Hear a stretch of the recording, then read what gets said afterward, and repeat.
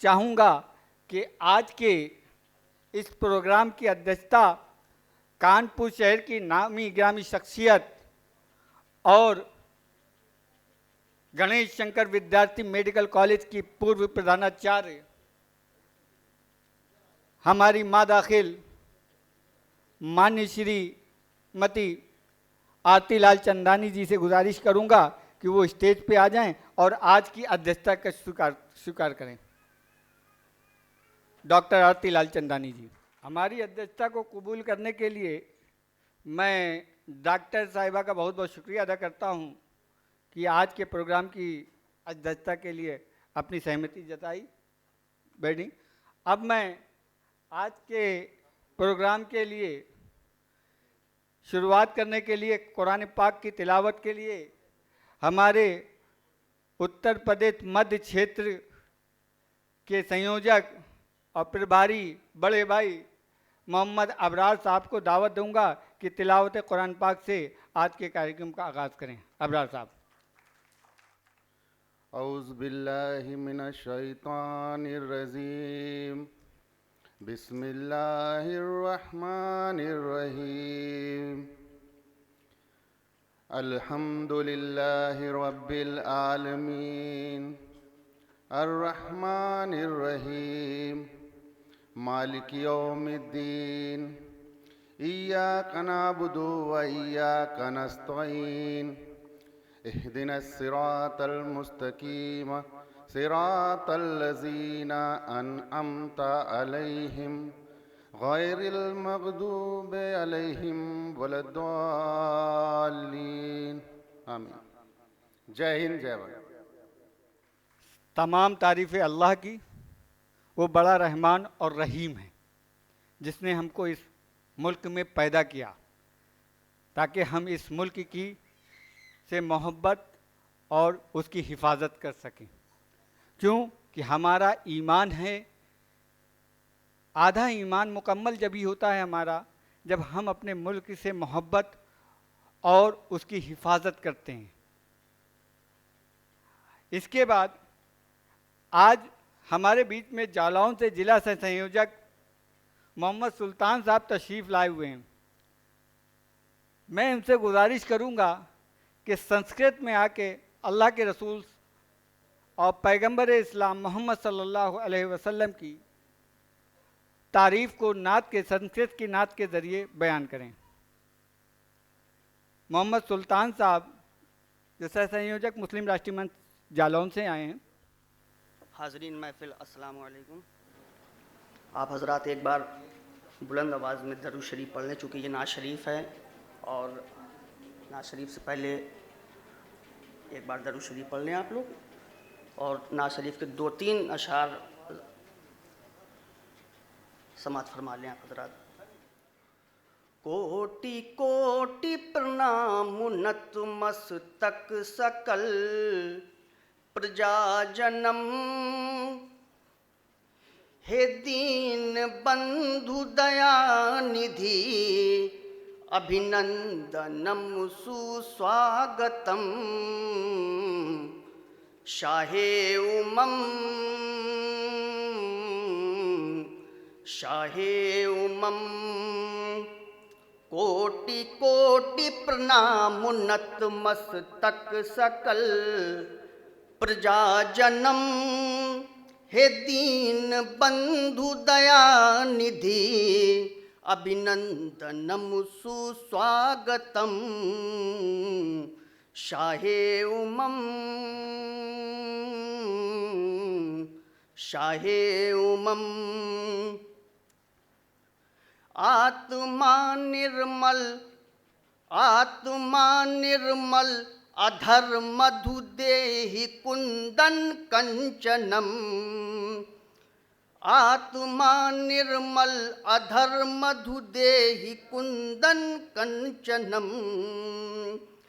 आत्मा निर्मल अधर मधु देहि कुंदन कंचनम, चंद्रमुख रत्नामणि माणिक नयन पद पंकजम,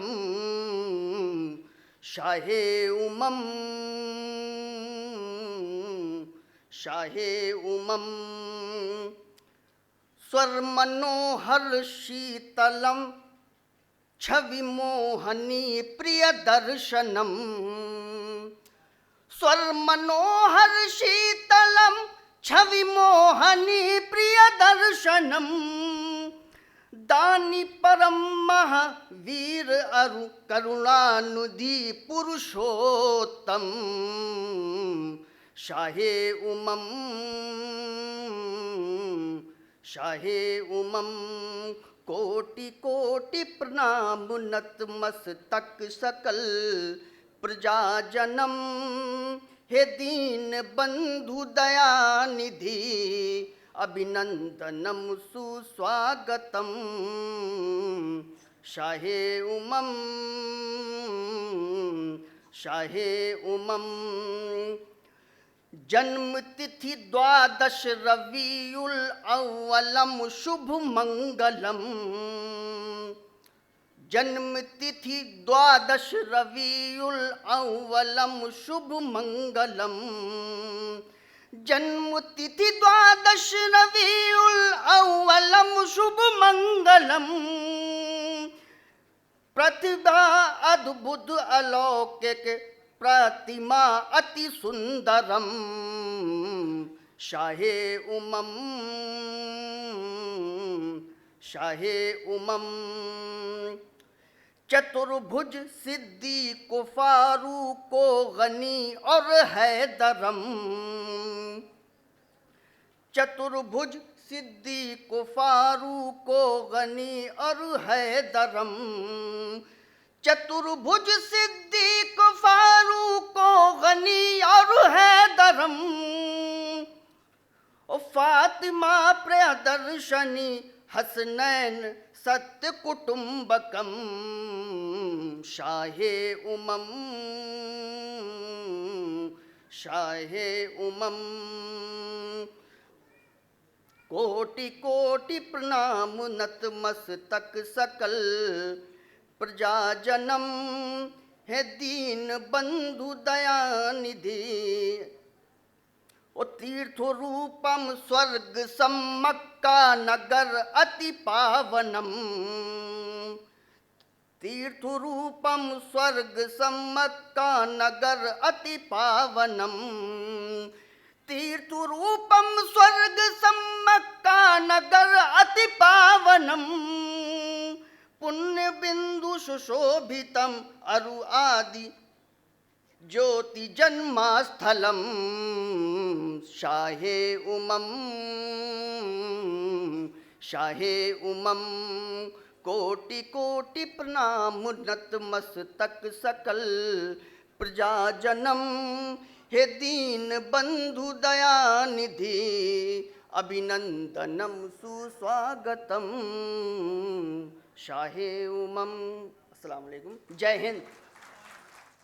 देखिए, हमारे सुल्तान साहब ने संस्कृत में एक नात पढ़ी जिसमें पूरी ज़िंदगी मोहम्मद सल्लल्लाहु अलैहि वसल्लम पैगंबर इस्लाम की उतार दी कि कब पैदा हुए और उनके कौन कौन खलीफा थे। चारों चीज़ों को पूरी तरह से इस संस्कृत में नात पढ़ के मोहम्मद सुल्तान साहब ने बहुत अच्छे से बताया। अब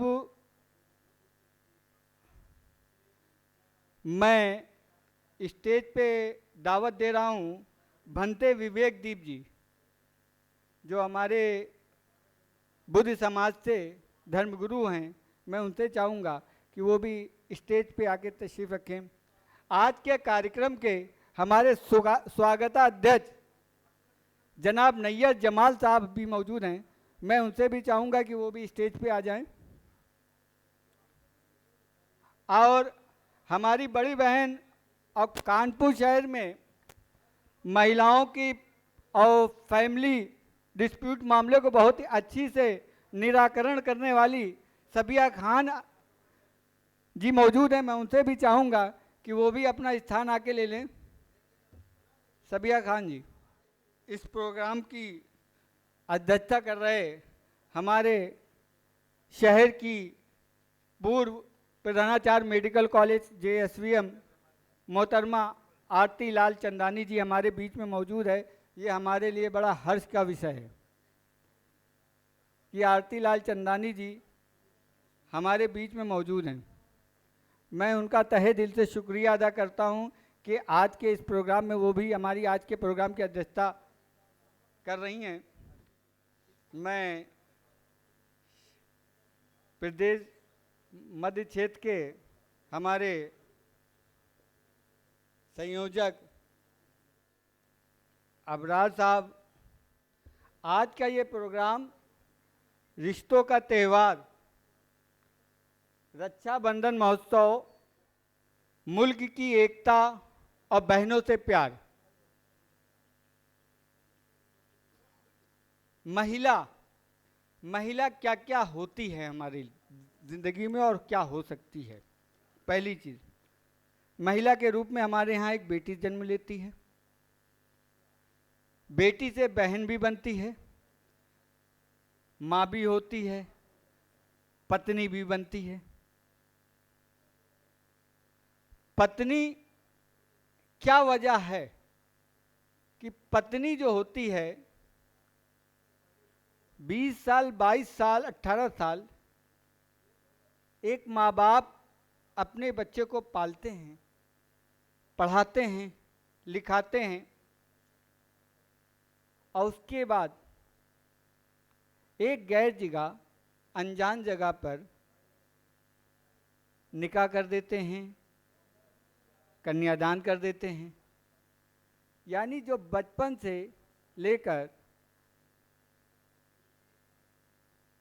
और 20 साल 25 साल की ज़िंदगी तक जिन्होंने पाला हो, प्यार दिया हो, उस बेटी को, उस बच्ची को दूसरे के हवाले निकाह में दे दी जाती है और वो ज़िंदगी भर जीने का, साथ देने का वो बेटी, वो महिला आपसे वादा करती है।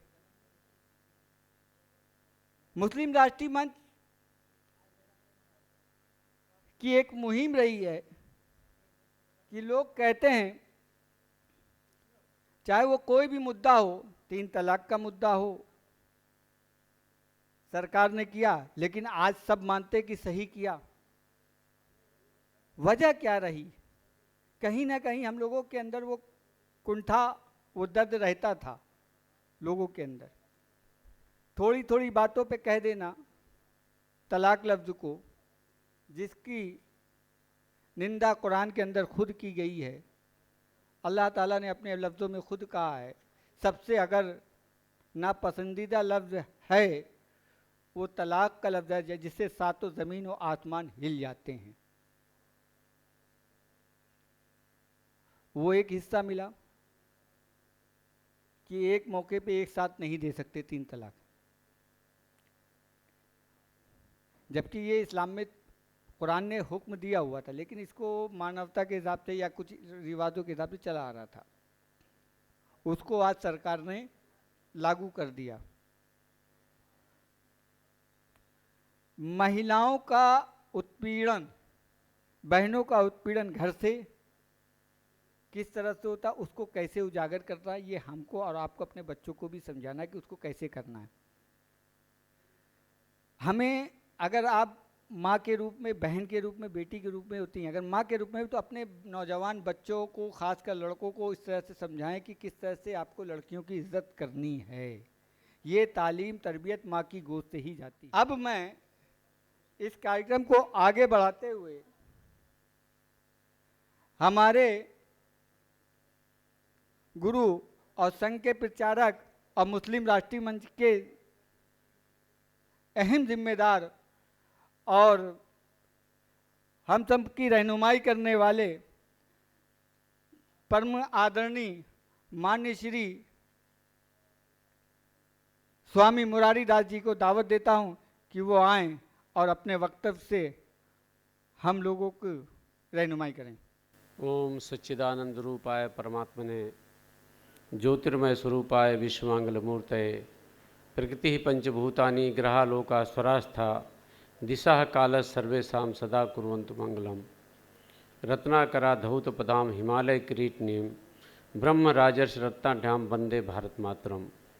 सर्वे भवन्तु सुखिनः, सर्वे सन्तु निरामया, सर्वे भद्राणि पश्यन्तु, माँ कश्चित् दुःखभाग् भवेत्। बिस्मिल्लाहिर्रहमानिर्रहीम। मालिक यौमिद्दीन रब्बुल आलमीन। हम शुरू करते हैं अपनी बात को उस मालिक के नाम से जो सारे आलम का मालिक है, जो आखिरियत का भी मालिक है, रहमत और खुदाओं का भी मालिक, दुआओं का भी मालिक है, हमारे अंदर नेकियां पैदा करने और एक नेक इंसान बनाने का भी मालिक है। और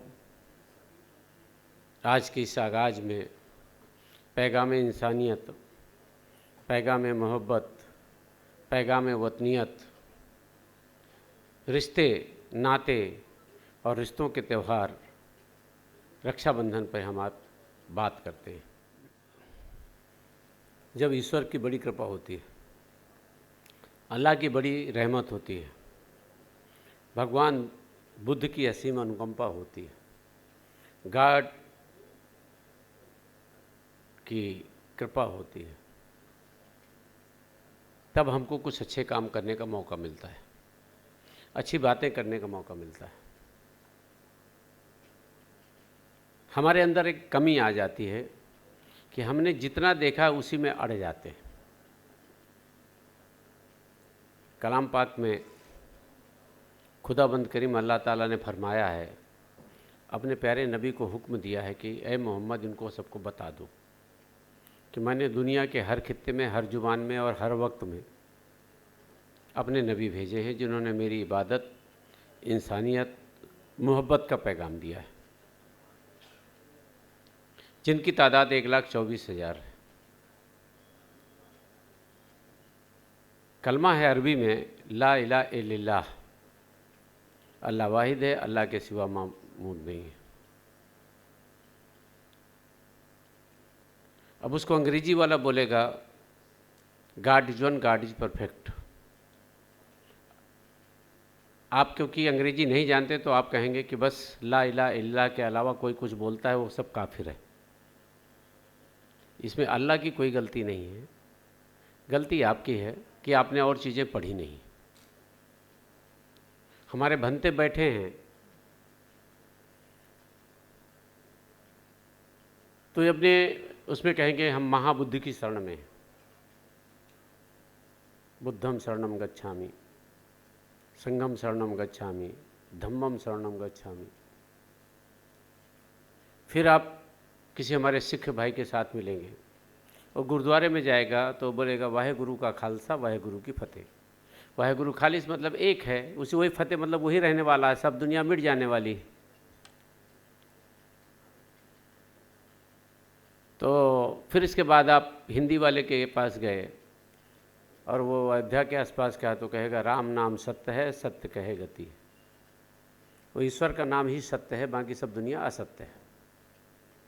और संस्कृत वाले के पास गए तो बोलेगा एको ब्रह्म द्वितीयो नास्ति, ब्रह्म सत्यम जगत मिथ्या। वो ब्रह्म एक है, दो नहीं है, वही सत्य है और बाकी संसार मिथ्या है। और इसके लिए कलाम पाक में आया है लकुम दीन वकुम वले दीन। तुम जिस धर्म को जानते हो, तुम जिस मजहब को जानते हो, जिस दीन को जानते हो, वो तुम्हें मुबारक। मैं जिसे जानता हूँ मुझे मुबारक, लेकिन हमारे तुम्हारे बीच की मोहब्बत हम दोनों को मुबारक। खुदा ही मोहब्बत है, मोहब्बत ही खुदा है। Love is God, God is love.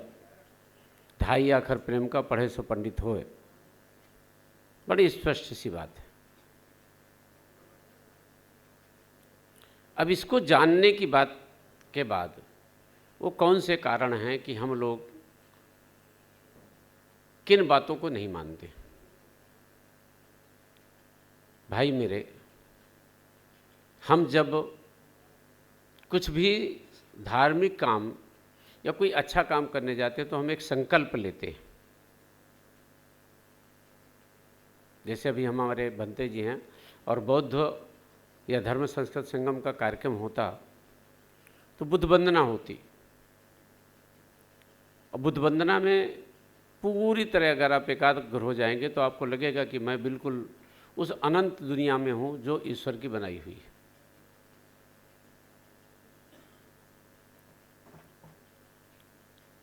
तो जो हम जानते हैं हम उतने में ही सीमित होकर के दूसरे को गलत कहते हैं। जब सारी दुनिया उस परमेश्वर की है, इसलिए दुनिया की सारी भाषाएं भी उस परमेश्वर की है।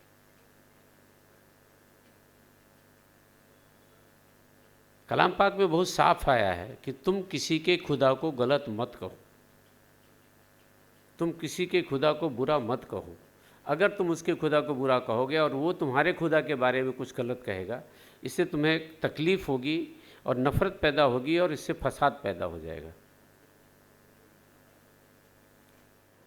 और रिश्तों का त्यौहार रक्षाबंधन, आप ये हम विचार करें कि कौन सा व्यक्ति है उस समय के पुराने पंजाब, आज के हरियाणा में जन्मे हमारे माननीय इंद्रेश जी हमारे बीच में आ गए हैं।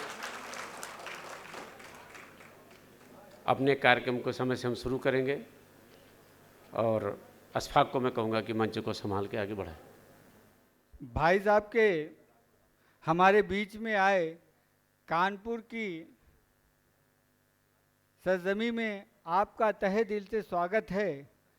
मैं आपका इन अल्फाजों के साथ इस्तकबाल करना चाहूँगा, अगर गुमनाम है कोई उसे एक नाम मिल जाए, अगर गुमनाम है कोई उसे एक नाम मिल जाए, मिले आशीष जिसे इनका उसे पहचान मिल जाए। भला कैसे नहीं उसका मुकद्दर रंग बदलेगा, भला कैसे नहीं उसका रंग मुकद्दर बदलेगा, सुदामा को अगर जो आप सा घनश्याम मिल जाए। भाई साहब का मैं तहे दिल से कानपुर की सरजमी में मुस्लिम राष्ट्रीय मंच कानपुर प्रांत इस्तकबाल करता है। और हमारे बीच में हमारी बड़ी बहन कल्याणपुर से विधायक पूर्व मंत्री मान्य मोहतरमा नीलिमा कटियार जी मौजूद हैं, उनका इस्तकबाल है। सिद्धनाथ घाट के महंत और पनकी घाट के महंत जी का भी इस्तकबाल करता हूं मैं। हमारे बीच में रजा रिजवी साहब मौजूद हैं, मैं जो राष्ट्रीय संयोजक भी हैं, मैं उनसे गुजारिश करूंगा कि वो आएँ और कुछ ही पल में अपनी बात को रखें। रजा रिजवी साहब। आली जनाब, इज़्ज़तमाद मंच पर बैठे हुए दुनिया की मशहूर शख्सियत, हमारे अग्रज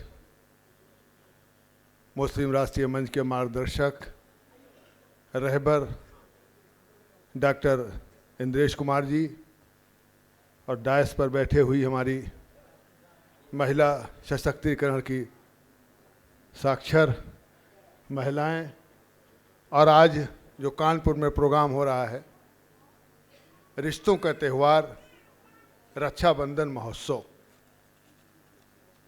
ये प्रोग्राम कई हफ्तों से चल रहा है।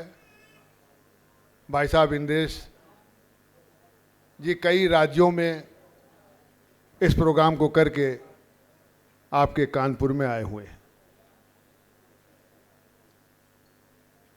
ये बहुत पवित्र रिश्ता है। कुछ रिश्ते ऐसे होते हैं जो खुदाई रिश्ते होते हैं, जो बनाए नहीं जाते हैं, जो अल्लाह की तरफ से, जो भगवान की तरफ से भेजे जाते हैं। बहन भाई, माँ बाप,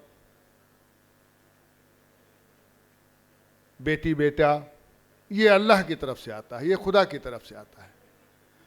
उसमें सबसे पवित्र रिश्ता जो है वो बहन भाई का होता है। मैं देखता हूँ यहाँ ख्वातीन ज़्यादा बैठी हैं, हमारी मुस्लिम बहनें बैठी हैं, इनको बताना चाहता हूँ एक पवित्र रिश्ता, इतना अच्छा रिश्ता था करबला के मैदान में इमाम हुसैन का और बीबी ज़ैनब का।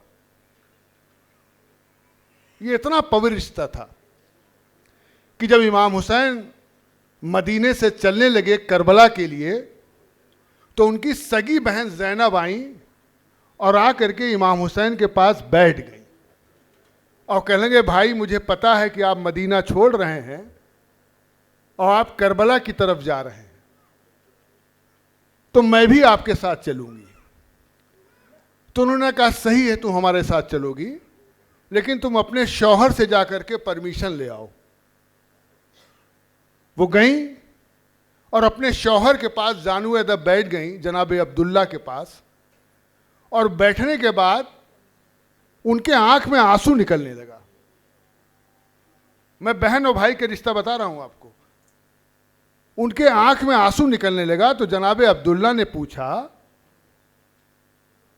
कि मेरी वालियो क्या है, आपके आंख में आंसू क्यों है? तो कहा हमें पता चला है कि मेरा भाई मदीना छोड़ के करबला जा रहा है, मदीना छोड़ रहा है, और मैं जाना चाहती हूं। तो जनाब अब्दुल्ला ने कहा मैं तुम्हें रोकता नहीं हूं, तुम जरूर अपने भाई के साथ जाओ, और करबला के अंदर ये दोनों जो बेटे मेरे हैं औन और मोहम्मद, इनको भी साथ में लेके जाओ। जनाब ज़ैनब आई हैं मदीने के अंदर, इमाम हुसैन अलैहिस्सलाम बहुत खुशी खुशी आई हैं और हंसती हुई मुस्कुराती हुई आई हैं कि हमारे शौहर ने इजाज़त दे दी है भाई के साथ जाने के लिए। आप यकीन जानिए ये बहन भाई का जो रिश्ता है इतना पवित्र, इतना पाक रिश्ता है, ऐसा कोई रिश्ता नहीं है, मियाँ बीवी का भी नहीं है और रिश्ता नहीं है, बहुत पवित्र रिश्ता है। और मैं आज आपको इस मंच से बड़ी बात बताना चाहता हूँ, अगर करबला के मैदान में इमाम हुसैन के कत्ल होने के बाद जनाबे ज़ैनब जिंदा नहीं होती तो आप समझिए इस्लाम की जो तकरीरें थी उन्होंने हर जगह जा करके, हर चाहे कूफा हो चाहे जो है वो मदीना हो, सब जगह जा करके अपनी अमारी को रोक करके बताया कि मेरे भाई को इसलिए शहीद किया गया है, मेरे भाई को इसलिए शहीद किया गया है। तो ये पवित्र रिश्ता है और आज भाई साहब इस पवित्र रिश्ते में आए हैं। हम उनका उत्तर प्रदेश के प्रभारी होने के नाते हम उनका खैर मकदम करते हैं, हम उनका स्वागत करते हैं, क्योंकि भाई साहब के आगे बोलना जो है वो सूरज को दिया दिखाना है। जय हिंद, जय भारत। अब हमारे भी जो परंपरा चली आती है, कानपुर शहर के बारे में स्वागताध्यक्ष जी ने बताया, नैयर जमाल साहब ने, कि कानपुर की शहर की सरजमी ऐसी सरजमी जो गणेश शंकर विद्यार्थी और मौलाना हसरत मोहानी के नाम से ज़्यादा फेमस रही। कानपुर जो पहले कपड़ा उद्योगों का ऐतिहासिक मानचेस्टर बना, उसके बाद चमड़ा उद्योग का आज रेडीमेड का बड़ा मार्केट बनने को तैयार है कानपुर शहर। इस शहर के सरजमी के लोग आज भाई साहब का इस्तकबाल करना चाहते हैं, तो माल्य अर्पण में हमारे शहर के जावेद आलम जी जो पूर्व जिला संयोजक रहे हैं मुस्लिम राष्ट्रीय मंच के, वो भाई साहब का आके माल्य अर्पण करें। मुबीना जी से अरशद खान साहब आइए आप भी। मुबीना जी जो हमारी फतेहपुर से बहन आई हैं, उनसे चाहूँगा कि वो हमारी बहन और आज की अध्यक्षता मोहतरमा आरती लाल चंदानी जी का माल्य अर्पण कर स्वागत करें। मुबीना बहन हमारी जो फतेहपुर। जय भारत माता की, भारत माता की, वंदे वंदे।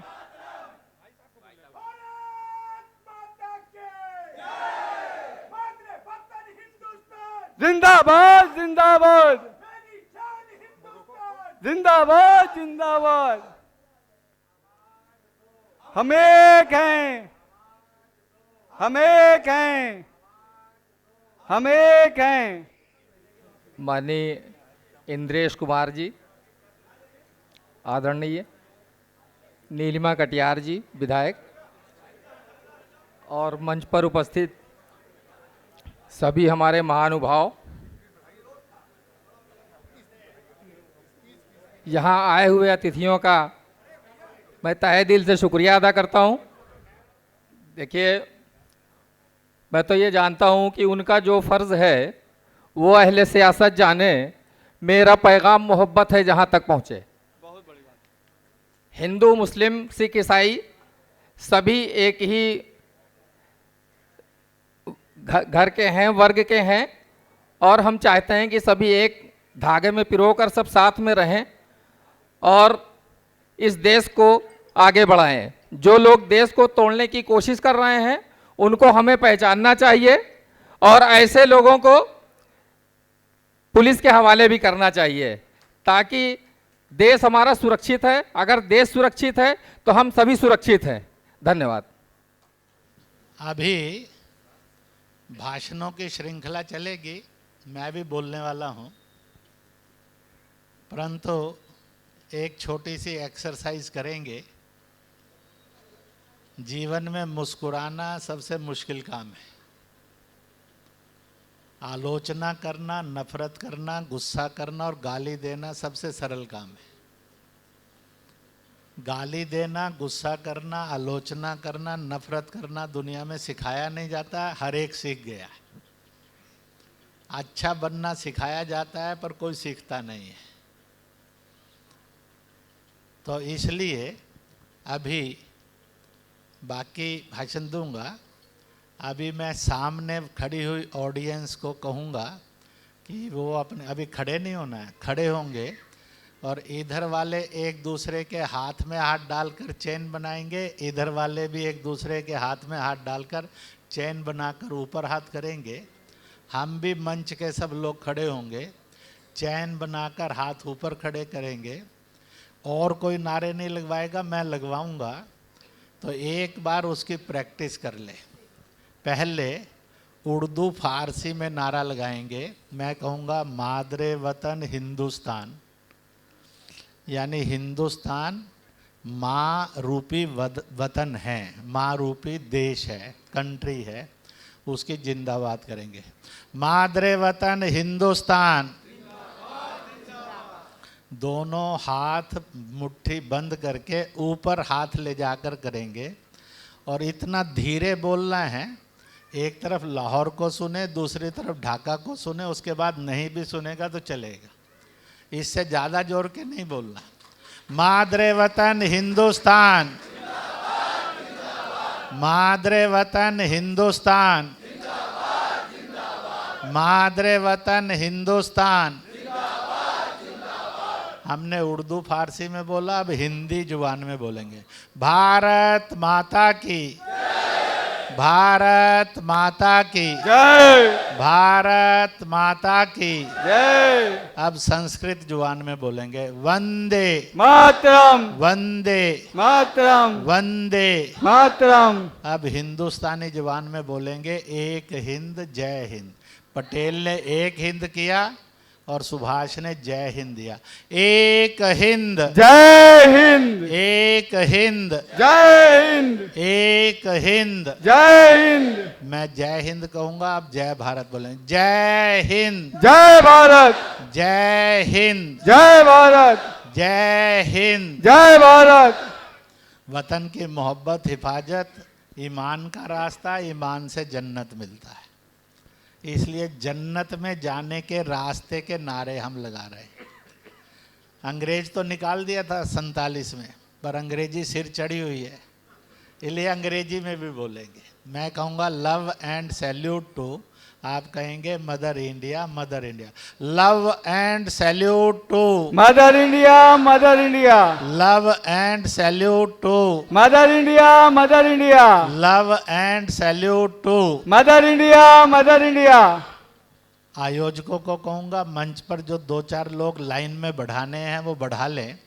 एक बार मंच और आप सब खड़े हो जाएंगे और हाथ में हाथ डालकर चेन बनाकर हाथ ऊपर कर लेंगे और फिर मैं नारा लगाऊंगा, आवाज़ दो। आप सब कहेंगे हम एक हैं। सभी अपने अपनी सीटों पर खड़े हो जाओ।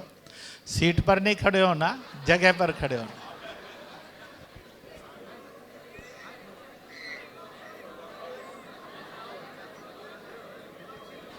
चलो पकड़ लो, हाथ पकड़ लो, हाथ पकड़ लो।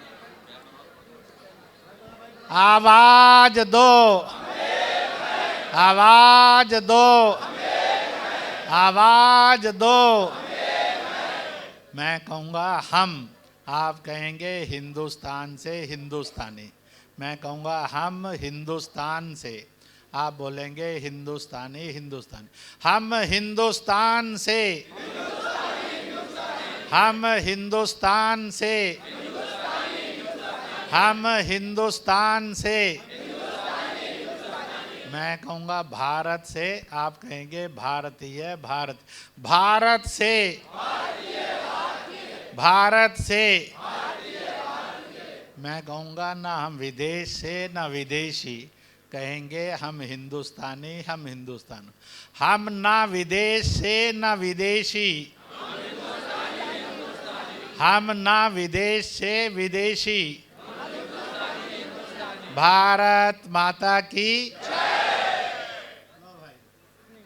माननीय नरेश कुमार भाई साहब जी से कि वो अपने उद्बोधन से हम लोगों को रहनुमाई करें। आज के इस अजीम जलसे में, ये जलसा सियासी जलसा नहीं है, यह जलसा मजहबी जलसा भी नहीं है, यह जलसा समाजी है, तहजीबी है और खुदाई है। अपने दिमाग में अगर ये बात है, यह कोई सियासत का जलसा है और मजहब का जलसा है, तो दिमाग में से ये कीड़ा निकाल देना चाहिए।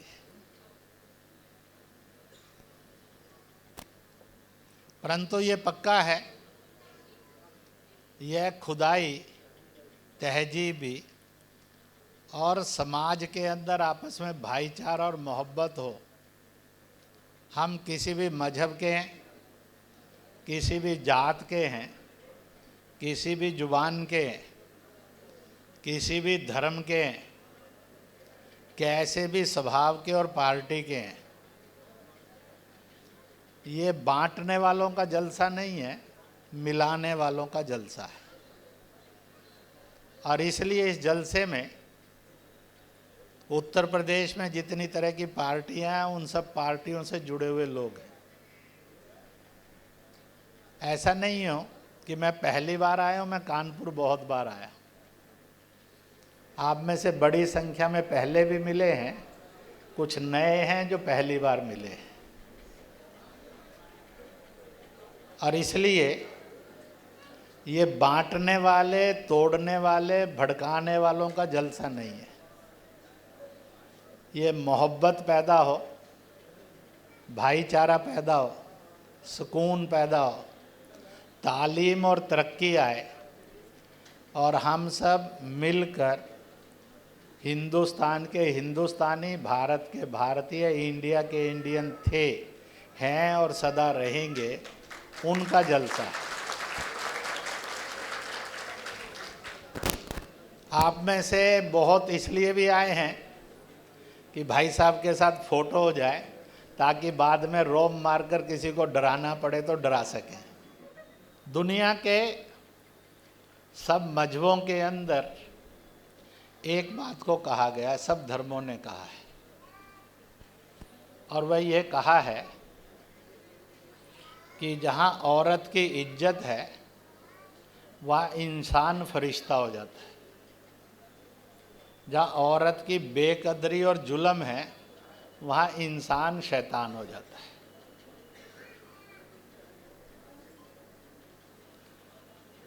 अब इस बात को ध्यान में रखते हुए हिंदुस्तान की सरजमी पर एक खूबसूरत त्यौहार का जन्म हुआ।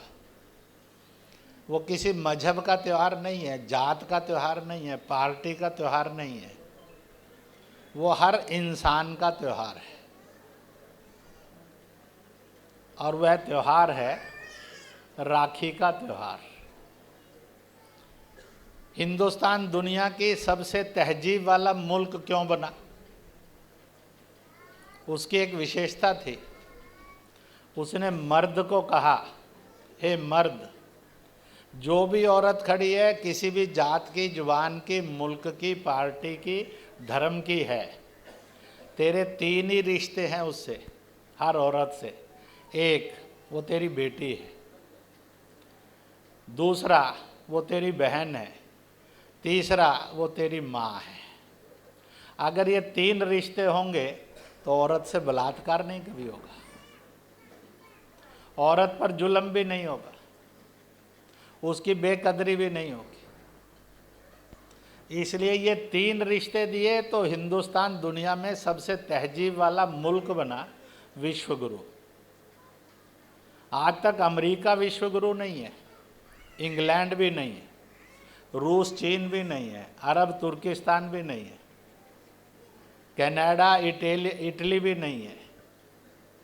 तो दुनिया के अंदर एकमात्र जो सबसे इज्जत वाला मुल्क रहा वो हिंदुस्तान था, हिंदुस्तान है और हिंदुस्तान ही रहेगा।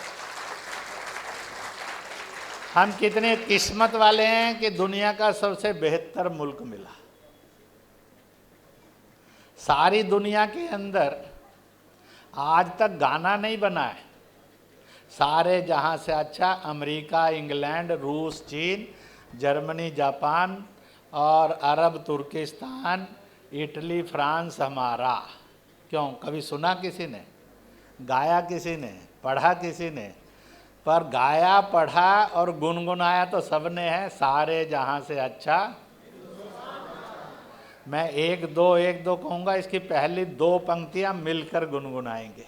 1 2 सारे जहां से अच्छा हिंदुस्तान हमारा हमारा, सारे जहां से अच्छा हम बुलबुले हैं इसकी, यह गुलशिता हमारा हमारा, सारे जहां से अच्छा।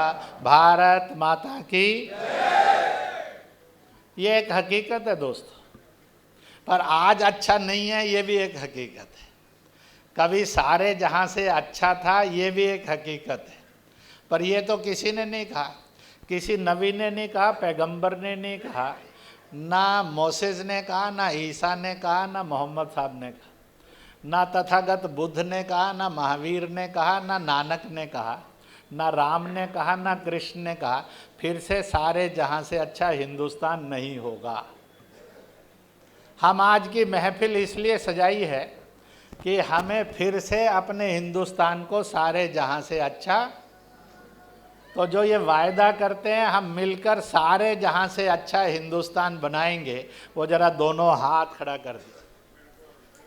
तो आप इसका वायदा करते हैं कि सारे जहां से अच्छा, सारे जहां से अच्छा, सारे जहां से अच्छा, वंदे वंदे। तो ये था, ये फिर बनाना है। और इसलिए उसके फार्मूले में पहला फार्मूला है। और इसलिए आज हिंदुस्तान में नारा भी लग गया है, बेटी बचाओ, बेटी पढ़ाओ, बेटी बढ़ाओ। बेटी पैदा होगी तो माँ मिलेगी, माँ होगी तो मैं और आप पैदा होंगे। अगर बेटी नहीं जन्मी, जन्मते ही जुल्म हो गए, तो वो माँ बनने से पहले मार दी गई, तो हम में से पैदा ही नहीं होगा कोई।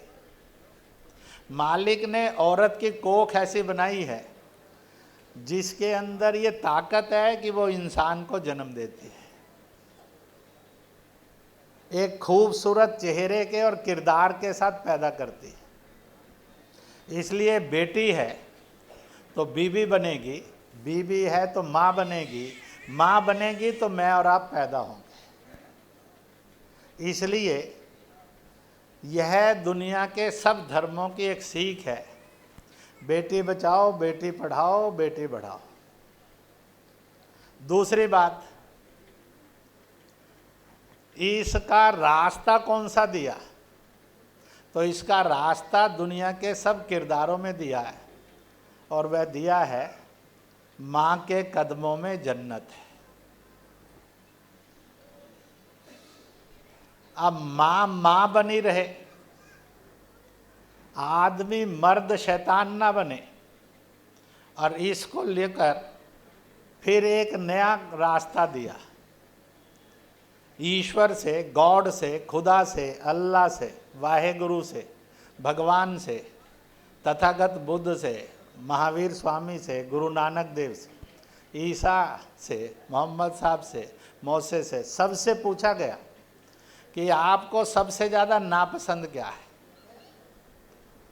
तो सारे पैगंबरों ने, सारे देवताओं ने और नबियों ने एक ही उत्तर दिया कि औरत से बदसलूकी और उसको सड़क पर फेंक देना, तलाक करके, त्याग करके, ये मुझे सबसे ज़्यादा नापसंद है।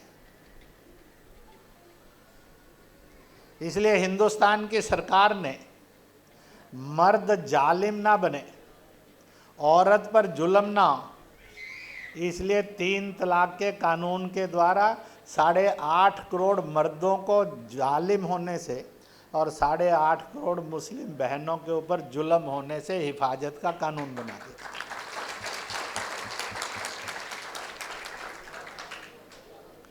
अभी हमारे एक दोस्त हैं, बड़े अच्छे दोस्त हैं, वैसे तो मेरे इस भाषण की टिप्पणी उनके पास पहुंच गई है, और उसके अंदर देवबंद के जो प्रमुख हैं मदनी साहब, इनके पिताजी को मैं ताया जी कहता था।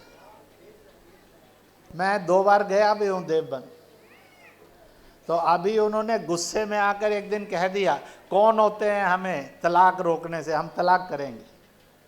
मैंने उन पास एक खूबसूरत शेर बनाकर भेजा। मैंने शेर बनाकर उनके पास भेजा तो उनको कहा, मालिक तूने भेजा था सरजमी पर मोहब्बत के लिए, हम इतने बदनसीब निकले, अपनी जन्नत को ही तलाक कर बैठे।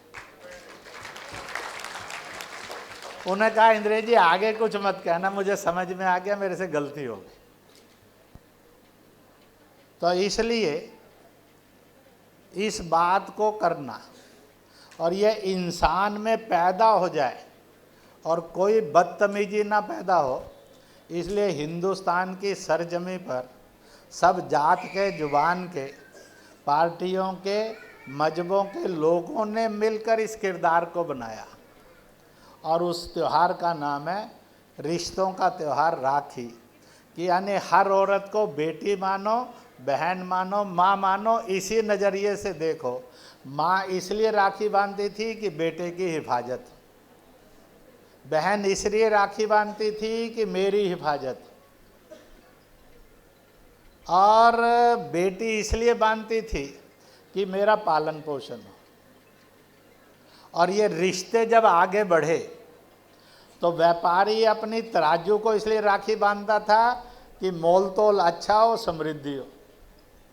किसान अपनी खेती और पेड़ को इसलिए राखी बांधता था कि फसल मिले सबको और खाद्यान्न मिले, कोई भूखे पेट ना सोए। कपड़े बनाने वाला अपनी खड्डी को इसलिए राखी बांधता था ताकि कोई नंगे बदन नहीं रहे, अमीर और गरीब सबके लिए कपड़ा मिले।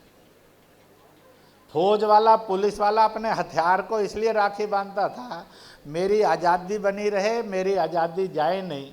क्योंकि सुभाष ने भी नारा दिया था, तुम मुझे खून दो मैं तुम्हें। स्वतंत्रता हमारा जन्मसिद्ध अधिकार है, हम इसको लेकर रहेंगे।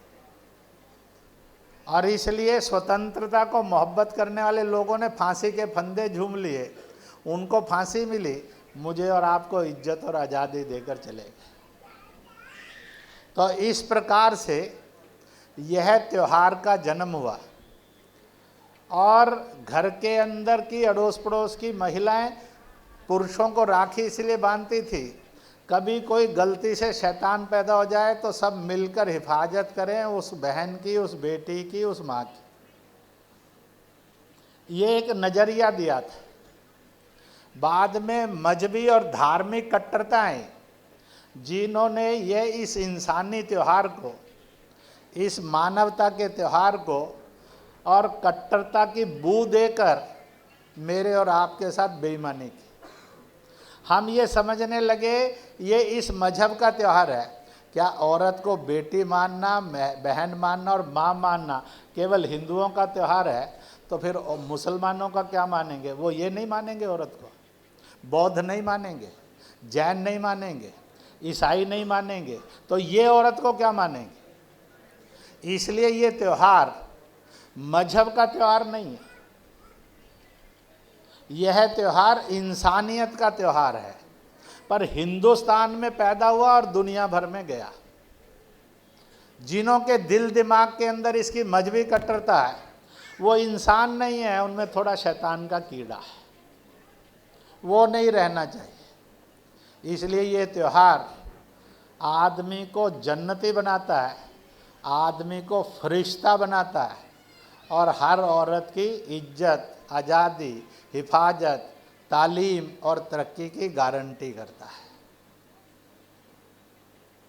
और इसलिए हमने जब 7, 8, 10 साल पहले इस त्यौहार को इस रूप में विकसित किया, आज हजारों हजार, लाखों लाख जात से, मजहब से, दल से ऊपर उठकर घरों घरों में भी त्यौहार मनाना शुरू कर दिया है, समाज में भी मनाना शुरू कर दिया। मुझे तो 15 दिन त्यौहार चलता है, 15-20 हज़ार राखियाँ बंधती। और इसलिए हमने इस राखी के त्यौहार के द्वारा इंसान में इंसानियत रहे, वो शैतान नहीं बने, इंसान में औरत की इज्जत आए, वह शैतान ना बने, वह जन्नती हो सके। और इसलिए इस त्यौहार को हर धर्म जाति के पास, पार्टी के पास ले जाने का काम शुरू किया है।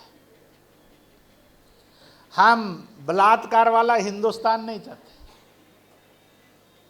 हम औरत पर जुल्म करने वाला मर्द नहीं चाहते, औरत भी नहीं चाहते जो जुल्म सहती रहे। हम चाहते हैं इंसान इंसान की इज्जत करना सीखे, इंसान इंसान से मोहब्बत करे, इंसान इंसान के लिए राक्षस नहीं बने। और इसलिए ये रिश्तों का त्यौहार राखी पैदा हुआ था। हम स्कूल में पढ़ते थे जब 1960, 61, 62 के अंदर, और उस समय स्कूल में, हाई स्कूल वगैरह में पढ़ते हुए माँ कहती थी, देख ये घर में मैला ढोने वाली आई है, ये भी तेरी बहन है, तेरी माँ जैसी है, चाची है, ताई है। इसलिए हम उनको भी राखी बांधते थे, अपने गुरु को भी राखी बांधते थे स्कूल में जाकर। गुरु कहता था कि बेटा मैं तुम्हें अच्छी से अच्छी शिक्षाएं दूंगा, और हम कहते थे गुरुजी हम हमेशा ज़िंदगी भर आपकी इज्जत करेंगे। गुरु की इज्जत करेंगे, संत की इज्जत करेंगे तो तहजीब मिलेगी। हम भी शिक्षित होंगे तो तरक्की करेंगे, आगे बढ़ेंगे।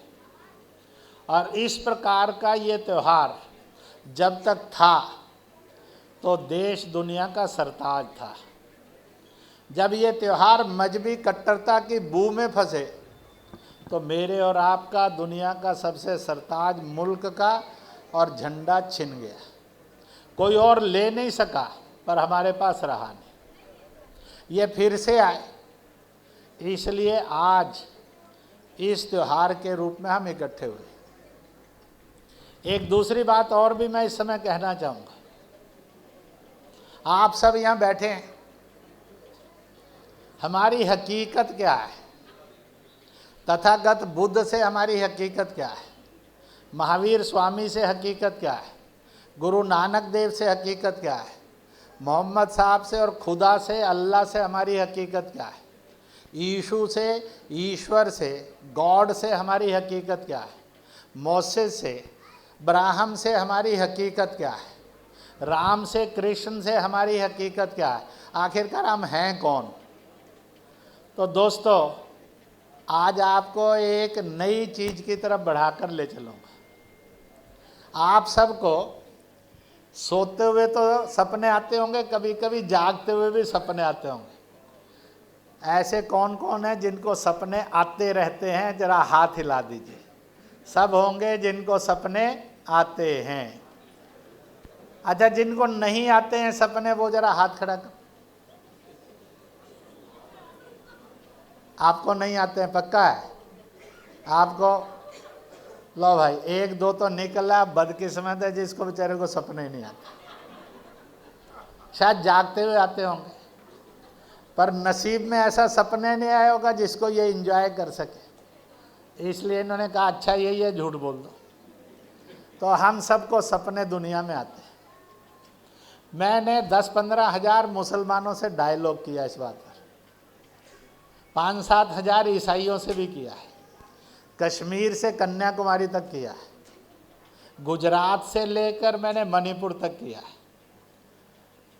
सब तरह के किया है। मैंने संकीसा गया हुआ था, बौद्ध विहार में भी इसकी चर्चा की थी, मंदिरों में भी की, संतों की भी उसमें की। अब मेरा सवाल है, दिल खोलकर जवाब देना सर, आप में से जिनको अंग्रेजी में, लैटिन में, फ्रेंच में, यूनानी में, रोमन में, ग्रीक में, इटालियन में, कैनेडियन में, फ्रेंच में कभी सपना आया और सपने में ये आए, ऐसा कोई है तो जरा हाथ खड़ा कर दो। अब मैं दूसरा सवाल पूछता हूँ कि आपको अरबी में, तुर्की में, मंगोलियन में सपना आया तो वो हाथ खड़ा कर दो। आप में से चीनी में और रूसी में सपना आया, वो हाथ खड़ा कर दो। अब जब भी सपना आया और जैसा भी सपना आया, कोई तो सपना ऐसा आया होगा पता नहीं कौन से लोग का है, परंतु जब समझ में आया ये सपना, तो आप सबको जब भी सपना आता है हिंदुस्तानी में आता है कि नहीं आता है? जिन जिनको हिंदुस्तानी में ही सपने आते हैं वो जरा हाथ खड़ा कर नीचे कर लीजिए। अब सपनों के ऊपर किसी का कोई अधिकार नहीं है, किसी की नहीं चलती साहब, सिर्फ मालिक की चलती है।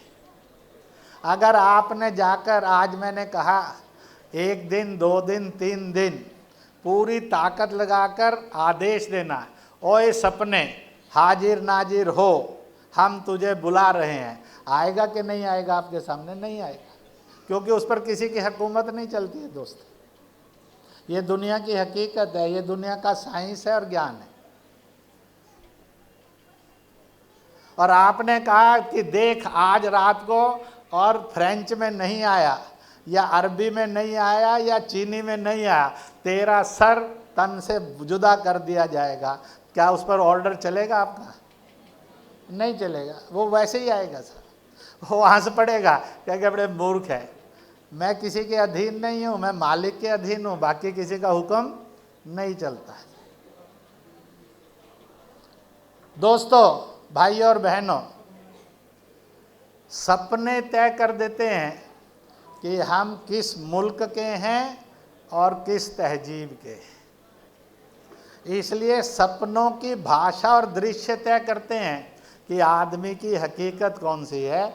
इसलिए हम हिंदुस्तान से हिंदुस्तानी थे, हैं और सदा रहे। युगों से सपने हिंदुस्तानी में आ रहे हैं। अब मैं इसके लिए 2 बड़े मज़ेदार उदाहरण देता हूँ, कुछ को याद रहेंगे, कुछ को भूल जाएंगे। अमेरिका की उपराष्ट्रपति है, क्या नाम है? कमला हैरिस। कमला शब्द हिंदुस्तानी है, हैरिस अमेरिकन शब्द है। आज भी उसके बारे में लिखा जाता है हिंदू भारत मूल की कमला हैरिस, कोई नहीं लिखता the American great lady Kamala Harris. अब वो तमिलनाडु की है, सैकड़ों वर्ष पहले उनका परिवार अमेरिका चला गया, नाम बदल लिया, जात बदल ली, धर्म बदल लिया, देश बदल लिया।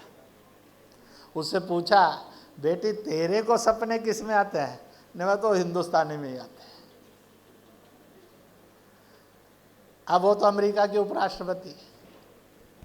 अब एक दूसरा नाम भी आपने सुना है, ऋषि सुनक। ऋषि हिंदुस्तानी नाम है, सुनक ब्रिटिश नाम है। वो प्रधानमंत्री की दौड़ में है। उससे भी पूछा कि तुझे सपने किस में आते हैं? कहते सपने तो हिंदुस्तानी में आते हैं, इंग्लिश में नहीं आते, लैटिन में नहीं आते। तो इसलिए डीएनए का ड्रीम, ये हमारी हकीकत है। प्रभु ने, मालिक ने, यीशु ने, मोहम्मद ने, नानक ने, सब ने हमें हिंदुस्तानी ही रखा है। और जो इसका नहीं वो किसी का नहीं, क्योंकि जो खुदा का नहीं हो सकता, वाहेगुरु का नहीं हो सकता, गॉड का नहीं हो सकता, अल्लाह और ईश्वर का नहीं हो सकता, उससे बड़ा बेईमान कौन होगा?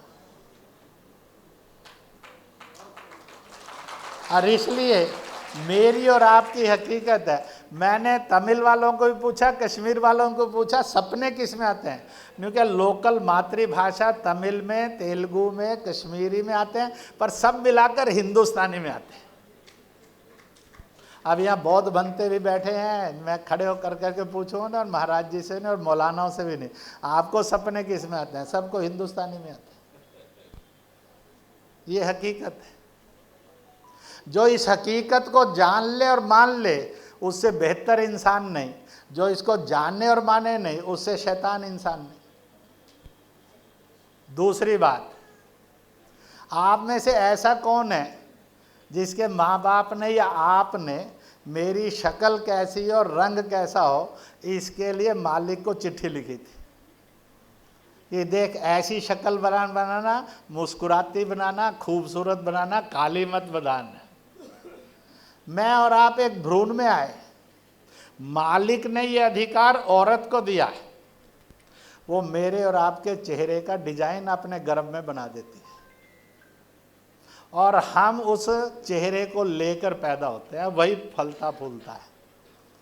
अब आप जितने बैठे हैं, आप में से जिनका चेहरा यूनानियों से, रोमन से, अरबियों से, तुर्किस्तानियों से, मंगोलियन से, कैनेडियन से, इटालियन से, फ्रेंच से और ग्रीक से मिलता है, चीनी, जापानियों या रशियन से मिलता है, तो जरा हाथ खड़ा करो।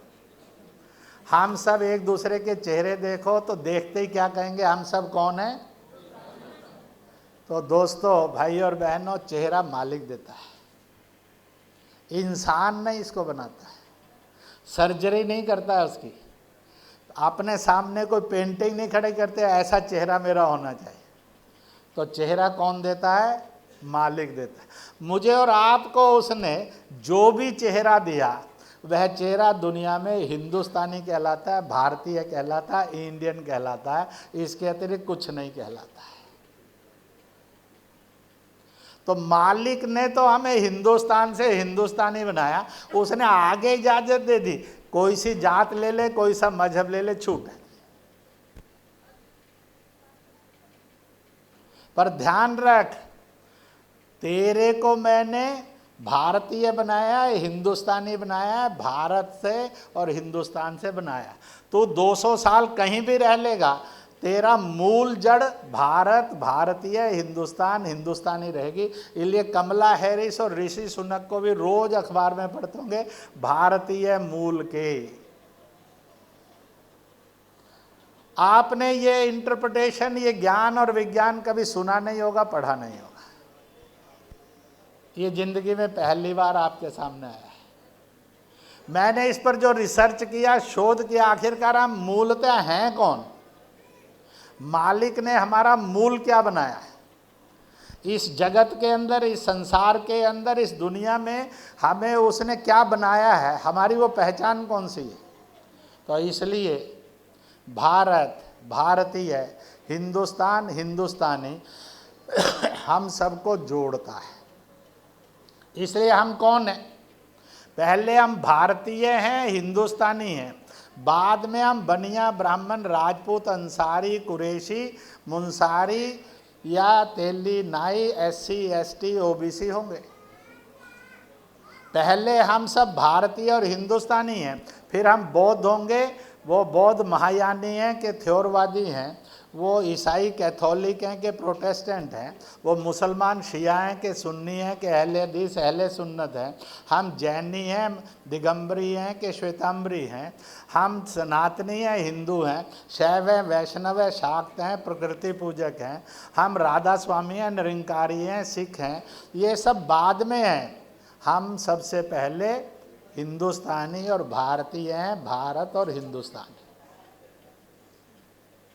हम बाद में पार्टी के हैं, बीजेपी के हैं कि समाजवादी के हैं कि कांग्रेस के हैं कि जनता दल के हैं कि आप पार्टी के हैं कि TMC के हैं, पर पहले हम भारत के भारतीय हैं, हिंदुस्तान के हिंदुस्तानी।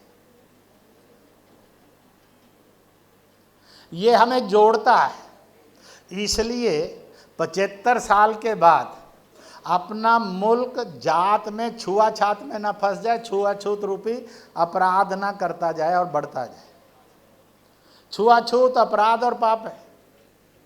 मजहबों के नाम पर कट्टरता में हिंसा ना फैलाता जाए, वह पार्टियों के नाम पर भड़काता ना जाए, वह हमें बहका कर बांटता नहीं रहे और लड़वाता नहीं रहे। इसलिए हिंदुस्तान के सामने बहुत लोगों की सोच में से एक नारा जन्मा, भारत को जोड़, जो हम सबको जोड़ेगा, बांटेगा नहीं, भड़काएगा नहीं, लड़वाएगा नहीं। वो नारा था, घर घर तिरंगा, हर घर तिरंगा, तिरंगामयी भारत। भारत हमें जोड़ता है भाई और बहनों। हम लड़कर क्यों रहना चाहते हैं, बटकर क्यों रहना चाहते हैं, हर समय हिंसा में क्यों रहना चाहते हैं, नफरतों में क्यों जीना चाहते हैं?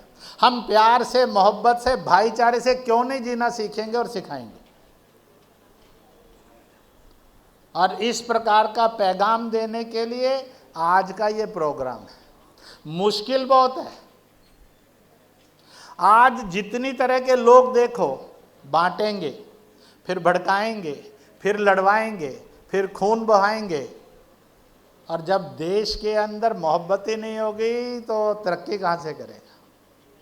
एक शिक्षित भारत चाहिए, एक विकसित भारत चाहिए, एक सुरक्षित भारत चाहिए, एक भाईचारे वाला भारत चाहिए, दुनिया का अजीम मुल्क भारत चाहिए।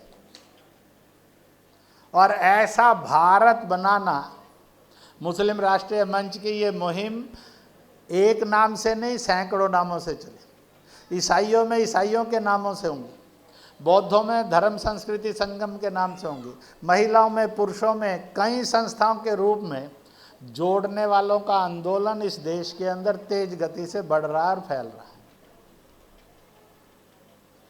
और इसलिए मैं सबको कहा करता हूँ, किसी भी धर्म की संस्था है, किसी भी जात की संस्था है, किसी भी पार्टी की संस्था है, कोई भी दल होगा और किसी भी जवान की है, अगर सब ने मिलकर बोलना है, ध्यान रखना, जब चीन मोर्चे पर बहुत दहशत फैला रहा था, पाकिस्तान हर 7 दिन में 10, 20, 50 हिंदुस्तानियों को मारता जा रहा था, तब इस देश की आज की हुकूमत ने कहा था, उसके जो जनरल रावत थे उन्होंने कहा था, हे दुनिया के लोगों सुन लो, हम कौन इंडियन हैं, कौन हिंदुस्तानी हैं, कौन भारतीय हैं।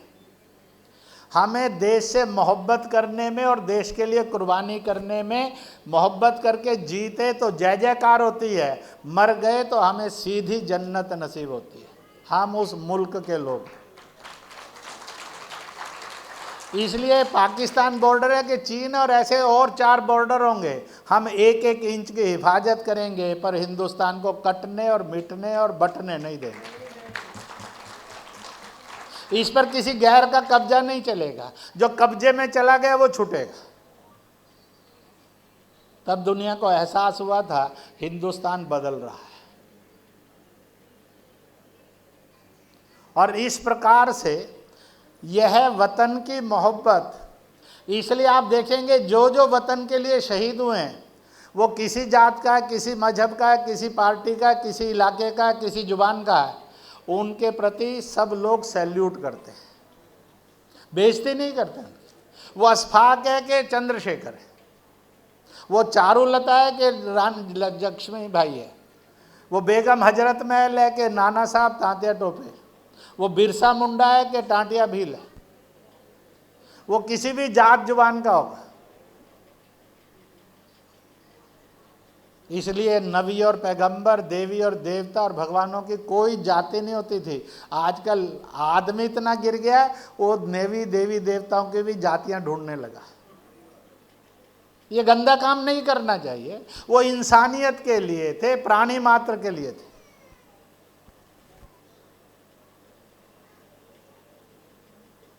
और इस प्रकार से आज हिंदुस्तान इस बदलती तस्वीर की तरफ बढ़े। सरकार सरकार से काम करेगी, सेना सेना से करेगी। मैं और आप इसलिए नहीं है कि कानपुर के अंदर कोई भड़का दे, हम भड़क कर कानपुर को बर्बाद करें और कहें कि हम बड़े प्यार से रहते हैं। इस कलंक के साथ आप ये कैसे जिएंगे कि आप बड़े प्यार से रहते हैं? वो महाराष्ट्र में भड़का दें, हम भड़क जाएं और आग लगा दें, कई लोगों के सर तन से अलग हो जाए, हम कहें हम बड़े भाईचारे वाले हैं, इस कलंक के साथ कैसे भाईचारा जिएगी? अगर हम चाहते हैं हमारे नबियों की, पैगंबरों की, देवताओं की इज्जत होनी चाहिए, तो फिर क्या वो मस्जिद या वो बिल्डिंग पसंद आएगी जिसके अंदर टूटी हुई मूर्तियां होंगी? इसलिए हिंदुस्तान की तहजीब का नारा है, रास्ता है, रोशनी है, तालीम है, इल्म है। अपने अपने दीन पर चलो, दूसरे के दीन की मजम्मत नहीं करो, आलोचना नहीं करो, दखल नहीं दो, बल्कि हर एक दीन की, धर्म की इज्जत करो। लगे तो दूसरे के धर्मों में भी, त्योहारों में भी सम्मिलित हो। और इस प्रकार का हिंदुस्तान बनाने के लिए हम वायदा करने के लिए इकट्ठे आए हैं दोस्तों, भाई और बहनों।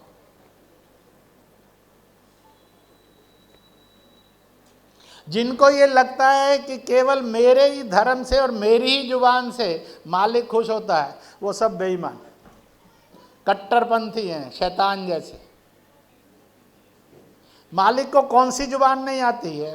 वो उसको दुनिया में जितनी जुबानें वो आती है, मुझे और आपको तो 1 2 4 आती होंगी। उसको तो पत्थर की और घास की भी जुबान आती है, बेजुबान की जुबान भी समझता है। इसलिए किसी ने कहा कि नहीं, उसको पाली आती है, उसको संस्कृत आती है, उसको अरबी आती है, उसको अंग्रेजी लैटिन आती है। ये गलती नहीं करनी चाहिए। वो सबकी सुनता है और सबको जानता है। इसलिए अपने पर चलो। कट्टरता आएगी तो कैथोलिक प्रोटेस्टेंट भी लड़ता है और सर काटता है, फिर महायानी और थ्योरवादी भी भिड़ते, फिर आर्य समाजी और सनातनी भी घूर कर देखते, फिर शिया और सुन्नी भी तलवारें बांध देते हैं, गले उतार देते हैं साहब। कट्टरता इंसान की दुश्मन थी, है और सदा रहेगी। मजबूती, दृढ़ता, अपने पर चलो, कोई कंजूसी करने की जरूरत नहीं। हिंदुस्तान में किसी को कोई रुकावट नहीं, पर दूसरे की आलोचना और दखल मत करो।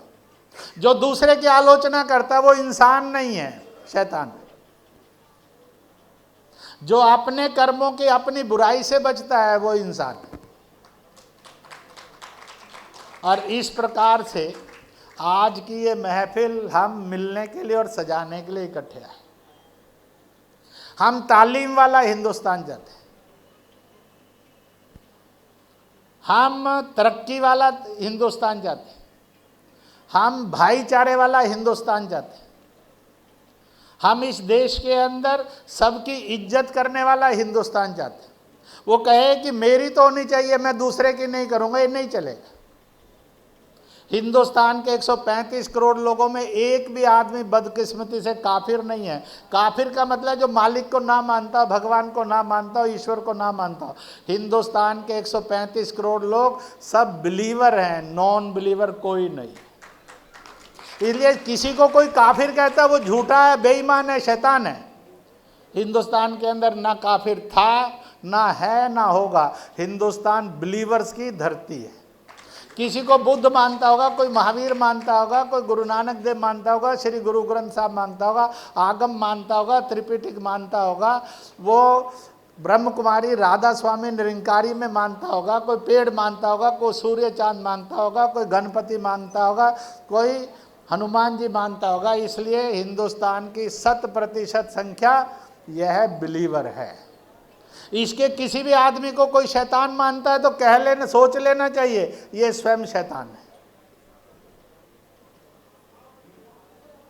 मैंने आपके सामने कुछ बातें रखी, इसलिए रखी, रास्ता कठिन है और मुसीबत वाला है, पर कठिनाई में चलेंगी तो कल लोग आपके साथ चलेंगे। मैंने भी जब इस रास्ते पर चला था, कोई 50, 100, 500, 1000 लोग नहीं थे। मैंने तो अलग अलग धर्मों की महफिल में जब बातें रखनी शुरू की, आज ये लाखों और करोड़ों का कारवां बन गया और कोई रोक नहीं सकता, क्योंकि ये हकीकत है, खुदाई है, ईश्वरी है, बोधिसत्व है। इसमें श्री गुरु ग्रंथ साहब की वाणी है, इसमें आगम भी है, त्रिपिटक भी है, बाइबल भी है।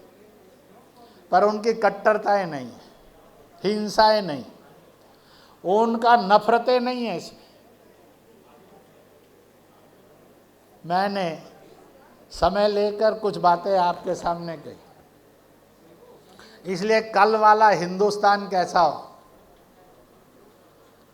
तो एक फिल्मी गाना आता है, हम होंगे एक दिन, तो गाएंगे दो पंक्तियां मिलकर, इस बात के लिए नफरत वाला नहीं, मोहब्बत वाला हिंदुस्तान।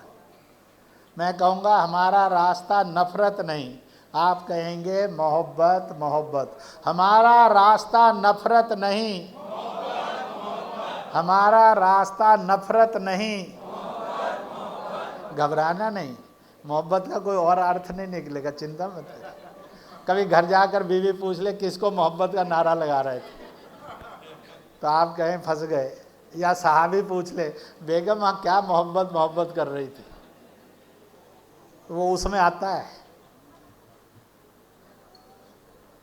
तो इसलिए इस प्रकार से हम इसको करने के लिए आए।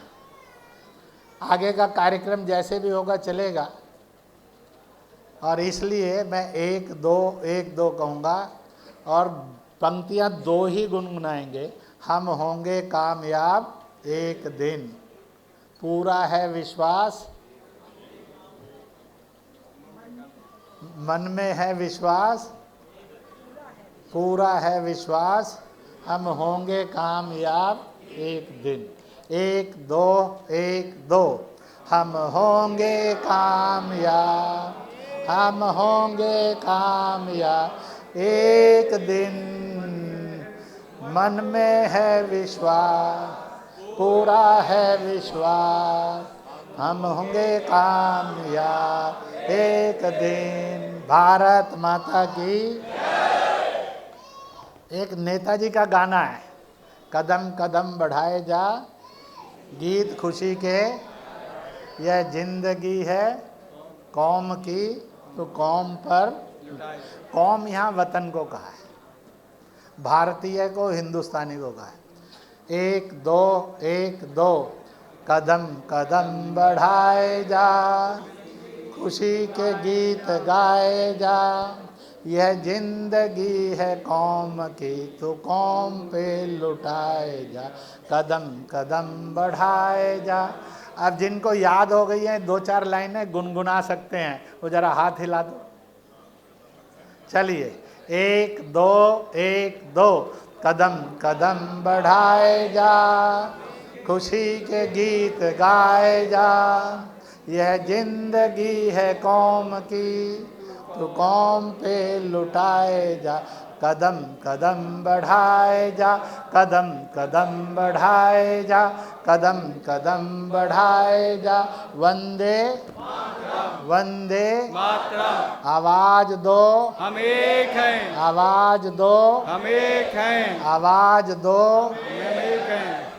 तो मैंने आपके सामने ज्ञान विज्ञान की कुछ अजीब अजीब सी बातें कही है, इस विश्वास के साथ कानपुर की खुशबू, खूबसूरती और रोशनी बांटने वालों की नहीं होगी, मिलाने वालों की होगी। इसलिए मैं कहूँगा बांटने वाले आप कहेंगे हारेंगे हारेंगे, बांटने तोड़ने भड़काने वाले हारेंगे हारेंगे, बांटने भड़काने तोड़ने वाले हारेंगे हारेंगे, बांटने भड़काने तोड़ने वाले हारेंगे हारेंगे, बांटने भड़काने तोड़ने वाले हारेंगे हारेंगे। मैं कहूँगा मिलाने वाले कहेंगे जीतेंगे जीत, मिलाने वाले जीतेंगे जीतेंगे, मिलाने वाले जीतेंगे जीतेंगे, मिलाने वाले जीतेंगे जीतेंगे। भारत माता की जय, भारत माता की जय, भारत माता की जय, भारत माता की जय।